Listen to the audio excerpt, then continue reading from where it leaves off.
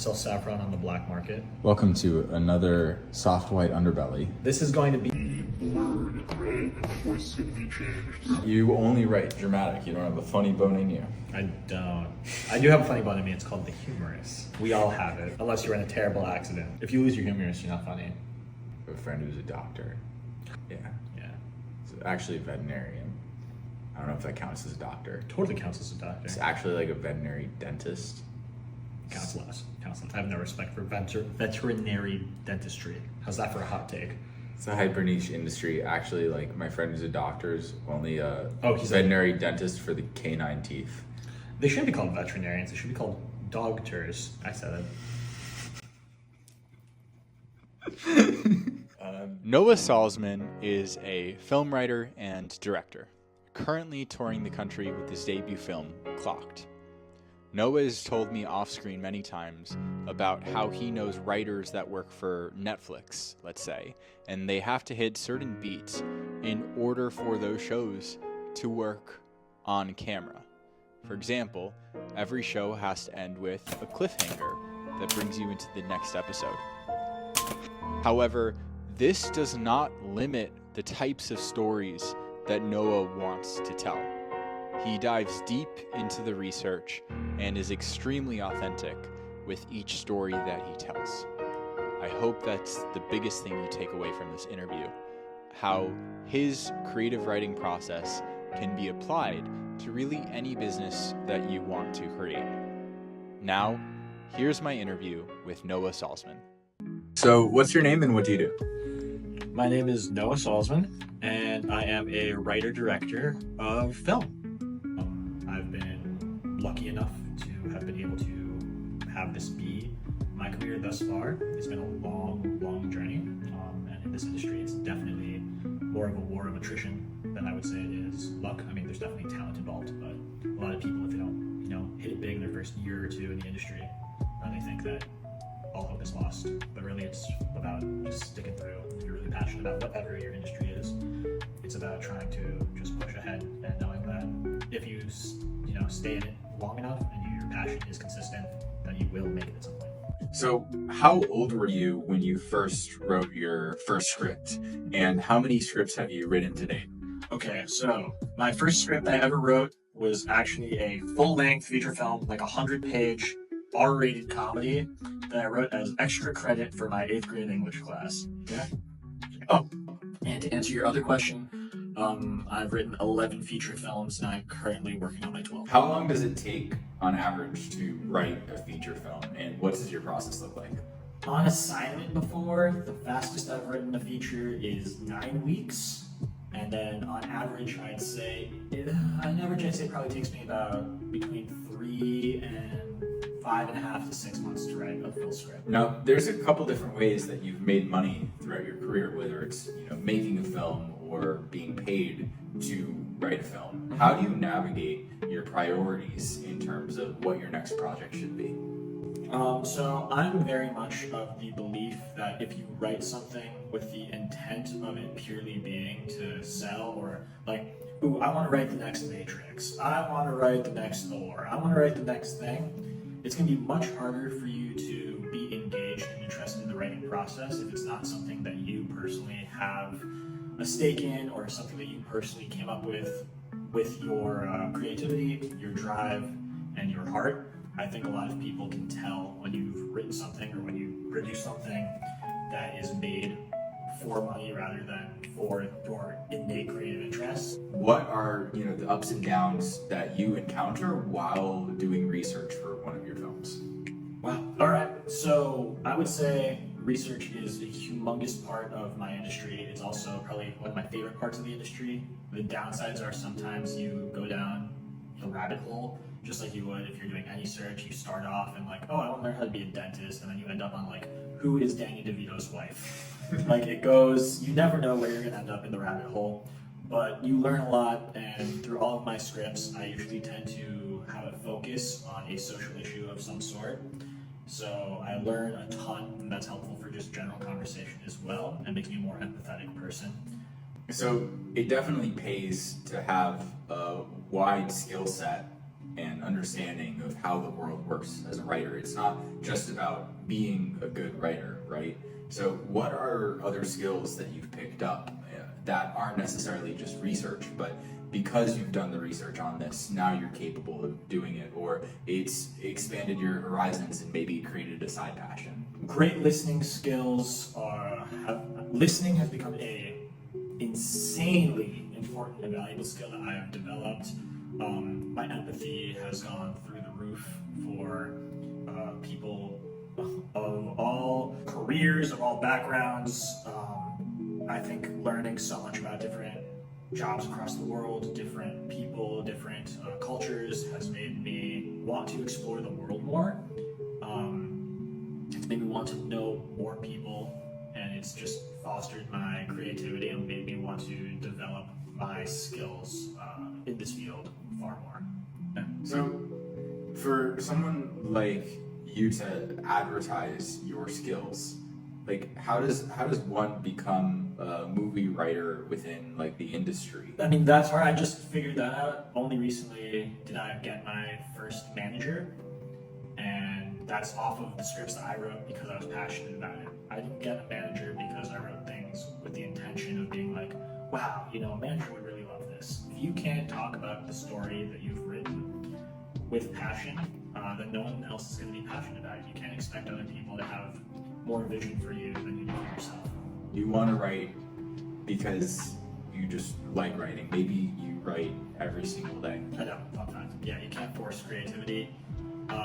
Something I do every day, but something I do every day is if I have writer's block or I can't figure out a certain scene or something, at least in my notes app, I'll write down a different idea, or I'll write down what I think a character might do somewhere in the script. I'm always at least, if I'm not active in the script I'm currently writing, I'll at least keep the muscles engaged, because I think forced creativity sometimes leads to the worst product. What do you think the biggest switch is from someone being an amateur filmmaker to someone becoming a professional filmmaker? I mean, I'm in that process right now. I mean, I've made one feature, right? Has it done well on the festival circuit? Have we won awards yet? This is just the beginning of my journey. I feel myself evolving as a storyteller and as a creative every single year that passes by. I have an itch to get my second project on the way, and I'd love to be able to do that within the next year. But yeah, I think if you ever think that you're done growing, or you have nothing left to learn, or this is the end of your growth, you're just dead wrong. If you ever have that mentality, then entrepreneurship and jobs that require you to go on this journey are probably not for you. You have to know that there's always more to be done, always more to learn, and that the you at 19, 20 is going to be far different from the you at 29 or 30. Yeah. So you also have a degree in marketing from FIU. I do. And I'm curious how you used that degree to help you in your profession. Yeah, so this has really helped me a lot with the post-production side of this. I mean, I currently have a film that's on the film festival circuit. It's doing pretty well on the festival circuit, but I have recognized that a lot of getting out there with your film is creating Instagram pages, making posters, making flyers, making sure that it goes out to the right audiences, sending emails to different organizations that you believe should come and watch your screening, trying to convince critics to watch your film, which is crazy when you have them watching films with, Al Pacino and Glenn Powell and all these superstars, and then you're like, hey, can you watch my little indie film? You have to be able to convince these people that your story is important. And my marketing degree that I got from FIU, once again, from Panthers, has been remarkably helpful in that regard. Can you tell me about the ways that you've given back to your industry as a way of getting your foot in the door to be a part of an ecosystem that exists that's larger than yourself? So I think one of the only ways that you can successfully be a part of this industry, I know writing sounds like an isolating job, but one of the most important things that you can do is actually build your network. There are so many incredibly talented creatives down here in this industry, and it starts with just asking if you can be on a set. I've been a PA, I've been a sound guy, I've worked in the grip department, I've driven cars for people, I've dropped people off at airports, whatever it could have been to just be a part of a set for a project that I believed in and build a community within that crew has been remarkably important. I'm currently a screener. I watch films for multiple festivals right now, shorts and features. It's all about making sure that you give proper eyes onto blossoming talent in this industry. Although, you're going to have incredible films, you're going to have not so incredible films that you watch, but you put in the hours because someone did the same thing for you, and if that person didn't watch your film, you probably wouldn't have been in the festival that you got into. Plus, I'm going to be starting a writer's workshop in the coming months to help South Florida creatives with their short films in order to help them write better scripts.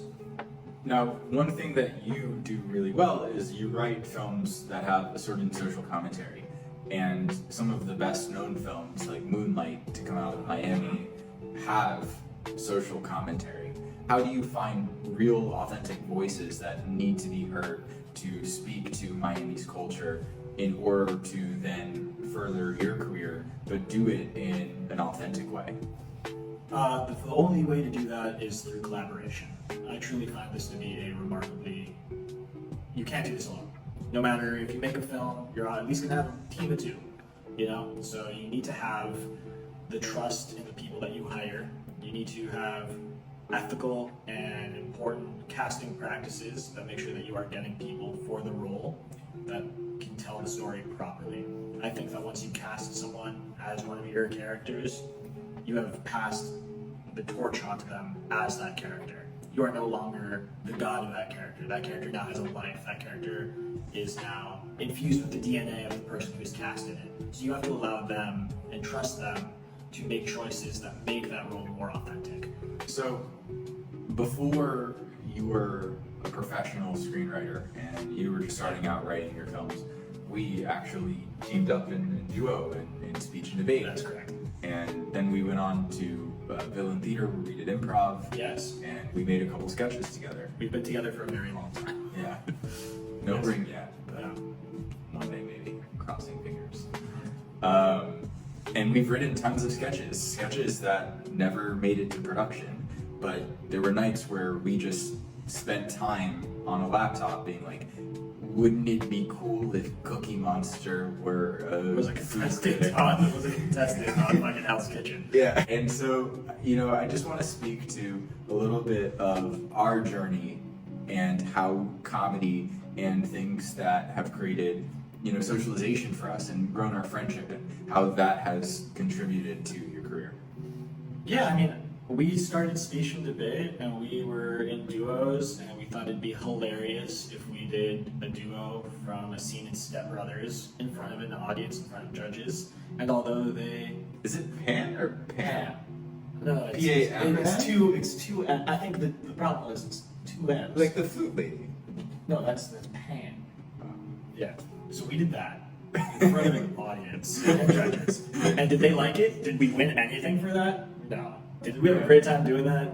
Yes. And I think that's part of what makes our creative friendship fun is a lot of the times it's about not caring what other people think about it. It's like, will writing this provide us a great time today? If it will, then we succeeded. If the only thing you care about is the monetization of the craft more than you do about just like sitting with your friend and laughing or biting into an entire orange, peel on and everything for the laughs, then like you're doing it wrong. I think part of what made our creative friendship successful was just being able to be like, hey, do you want to just like laugh today? And the answer is 99% of the time, yes. Thank you for your time. Forever.